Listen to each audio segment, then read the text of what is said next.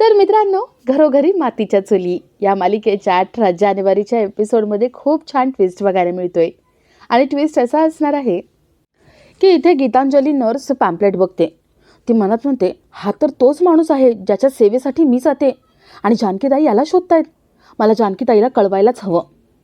Gitanjali nurse जानकीला message करते. Janaki message वाचते. त्यात लिहिलेलं असतं की ताई, माझ्या घराचा पत्ता पाठवते, लवकरात लवकर मला भेटायला या, महत्त्वाचं बोलायचे.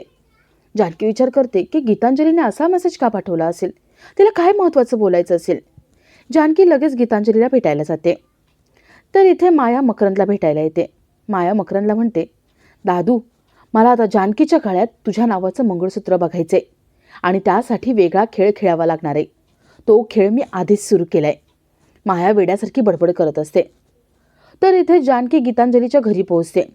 गीतांजलीच्या घरामध्ये गीतांजली नसते, तिची मुलगीही नसते. जानकी गीतांजलीला मोठमोठ्याने आवाज देते. जानकीला डाऊट येतो. जानकी म्हणते, हे घर असं अस्तव्यस्त का पडलेले आणि गीतांजली गेली तरी कुठे? काय झालं असेल? जानकी विचार करत असते आणि जानकीचं लक्ष पॅम्पलेटवरती जातं.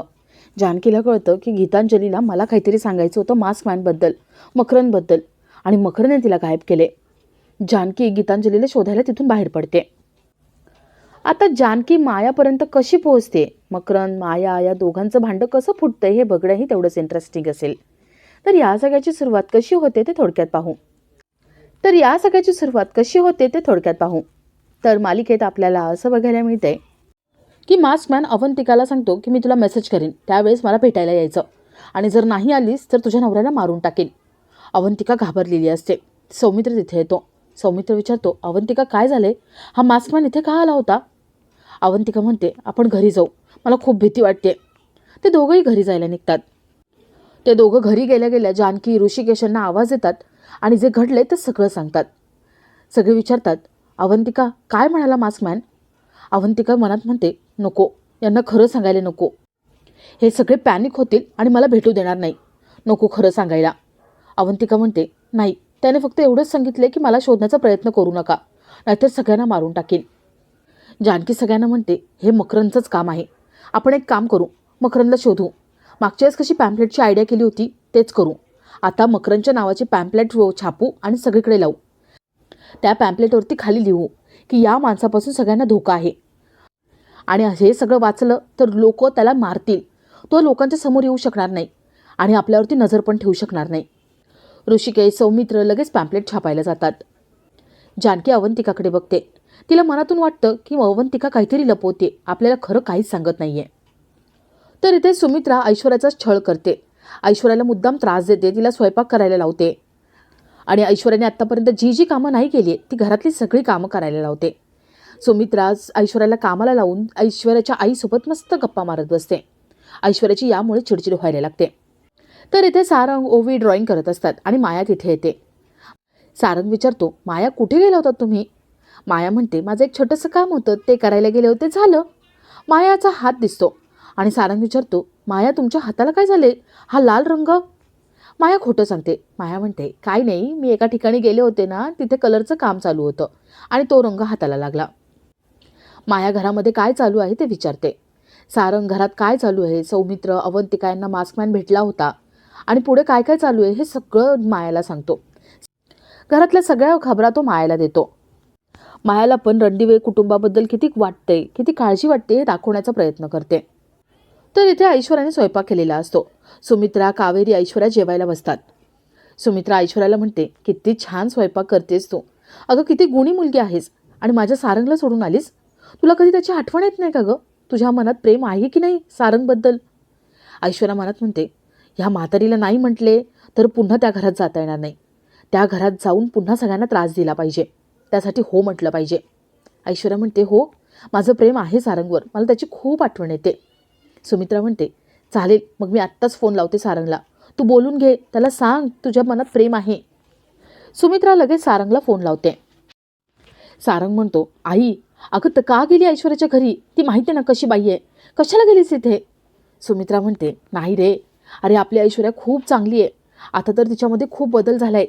ती मागचं सगळं विसरली आहे, तिला खूप वाईट वाटतंय रे. तिने मागाशी माझ्यासमोर कबुली दिली, तिचा तुझ्यावरती जीव आहे, प्रेम आहे, तिला तुला भेटायचं आहे रे.